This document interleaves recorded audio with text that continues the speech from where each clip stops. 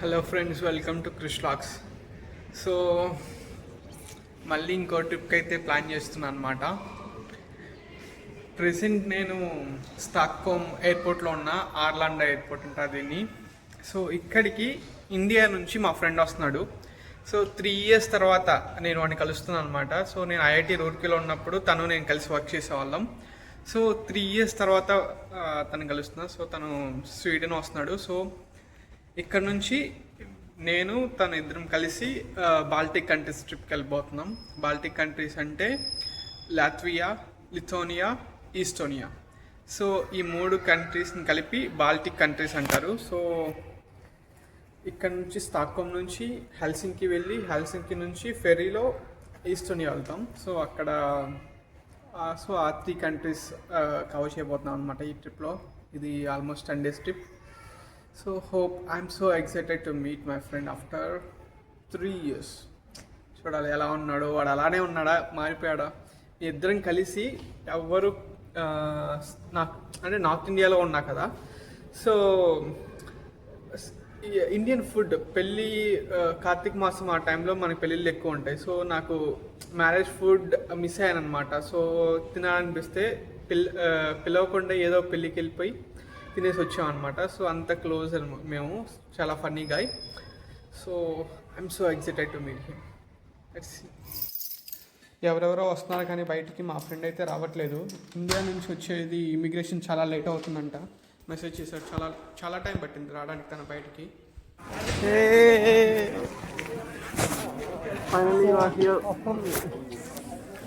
మేమైతే fresh up అవ్వడానికి వెళ్తున్నాం హోటల్కి. ఫ్రెష్ అప్ అయిపోయి స్టాక్హోమ్ చూడడానికి వచ్చాం అనమాట. ఇది స్టాక్హోమ్ సిటీ చూస్తున్నారు కదా, చాలా బాగుంది. స్వీడన్ రాజధాని అనమాట స్టాక్హోమ్ అంటే. స్వీడన్ బాల్టిక్ నార్దిక్ కంట్రీస్లో one of the major country. Scandinavian countries అని 4 ఉంటాయి మేజర్గా: డెన్మార్క్, నార్వే. సో ఈ బిల్డింగ్లు చూస్తూ అందరు కూర్చొని రిలాక్స్ అవుతున్నారు. 4 కంట్రీస్ స్కాండినేవియన్ కంట్రీస్ అంటారు. 3 కంట్రీస్ ఉంటాయి బాల్టిక్ కంట్రీస్. సో అవి ఈ అన్నీ కూడా నార్త్ పార్ట్ ఆఫ్ యూరోప్లో ఉంటాయి అన్నమాట. సో నేనుండేది స్వీడన్లో.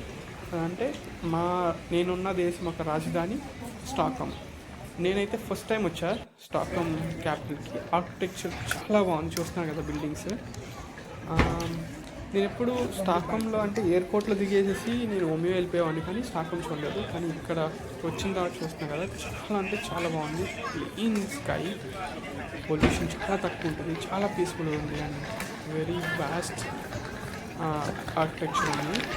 చాలా వండర్ఫుల్ ఆర్కిటెక్చర్ ఉంది.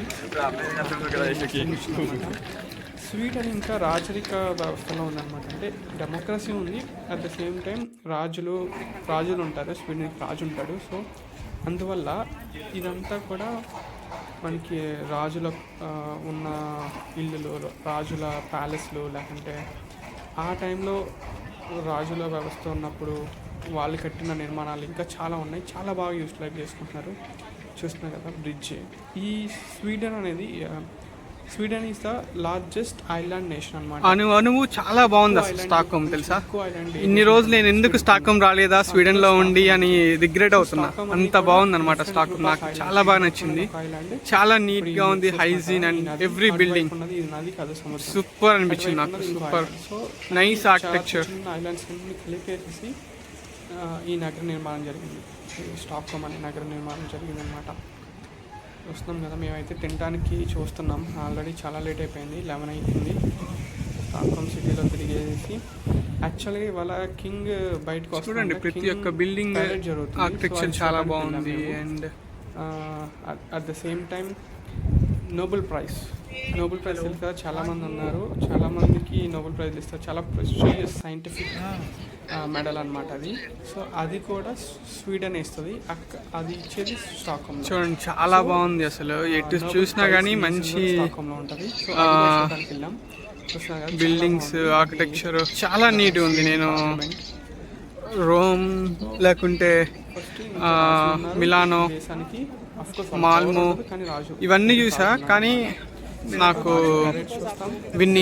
విన్నీస్తో పోల్చుకుని చాలా బెటర్, చాలా హైజీన్గా ఉన్నాయి, చాలా బాగున్నాయి రోడ్. మెడల్ అయినా నోబెల్ ప్రైజ్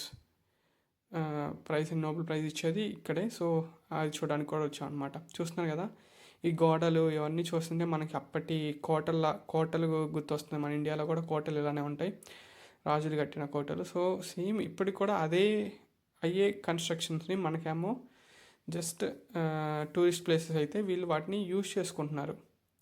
వాటిల్లో రెస్టారెంట్స్ పెట్టారు, వాటిల్లో హోటల్స్ పెట్టుకున్నారు, వాటిల్లో కేవ్స్ పెట్టుకున్నారు. ఇవన్నీ కూడా పాత అప్పటి రాజులు టైంలో ఉన్నాయన్నమాట. సో మేమైతే ఫస్ట్ మ్యూజియంకి వెళ్తున్నాం, నోబెల్ ప్రైజ్ మ్యూజియం దగ్గరకు వచ్చేసాం. చూస్తున్నారు కదా ఇది నోబెల్ ప్రైజ్ మ్యూజియం. లోపలికి వెళ్ళి నోబెల్ ప్రైజ్ మ్యూజియం మొత్తం మీకు షార్ట్స్లో చూపిస్తా. ఇక్కడైతే నాకు ఒక ఆసక్తికరంగా జరిగింది, చాలా ఇంట్రెస్టింగ్ థింగ్. నేను ఒకరికి ఇంటర్వ్యూ ఇచ్చాను అనమాట. సడన్గా మేము అక్కడికి వెళ్ళాం. సో ఒక యుఎస్ చెందిన ఒక జర్నలిస్ట్ వచ్చి నాయనైతే ఆ ఇంటర్వ్యూలో పార్టిసిపేట్ చేశా. సో వెరీ ఎగ్జైటెడ్ అనమాట. నాకు చాలా సూపర్ అనిపించింది ఒక యుఎస్ జర్నలిస్ట్కి ఇంటర్వ్యూ ఇవ్వటం. Just small kind of introduction and about ఇండియాలో నోబెల్ ప్రైజ్ పొందిన వాళ్ళు ఏంటి అని అడిగారనమాట. నేను అది చెప్పాను. చాలామంది గుర్తులేదు నాకు, బట్ ట్రై చేసా. That's very funny and very nice. So proud moment. So ఈ మ్యూజియం అయిపోయిన తర్వాత చూస్తున్నారు కదా యూరోపియన్ స్టైల్ ఆఫ్ ఆర్కిటెక్చర్, రంగురంగుల బిల్డింగ్లు ఎక్కడికి వెళ్ళినా ఉంటాయి. మనకి ఏ దేశం వెళ్ళినా ఇలాంటి కైండ్ ఆఫ్ ఆర్కిటెక్చర్ ఉంటుంది. సో ఇక్కడ కూడా సన్నటి నారో కలర్ఫుల్ బిల్డింగ్స్. ఇప్పుడు ఈ మధ్య ప్రపంచంలో రంగులు కోల్పోతున్నాయి. అంటే ఎవరు బ్లాక్ అండ్ వైట్ వేసుకుంటున్నారు, డిఫరెంట్ కలర్స్ మిస్ అవుతున్నాయి అనమాట కన్స్ట్రక్షన్స్లో కానీ అన్నింటిలో. సో బట్ ఆ వరల్డ్ ఈజ్ గోల్డ్ అంతేనా. సో వీళ్ళందరూ ఎందుకు ఇక్కడ చూసారు చాలామంది ఉన్నారు, వీళ్ళందరూ ఎందుకు వెయిట్ చేస్తున్నారంటే స్వీడన్ కింగ్ పెరేడ్ జరుగుతుంది, ఇప్పుడు జరగబోతుంది. సో ఇది చూడడానికి వచ్చారు చాలామంది. మేమైతే హాఫ్ అన్ అవర్ పైన 1 అవర్ పైనే వెయిట్ చేసాం ఈ పెరేడ్ చూడడానికి.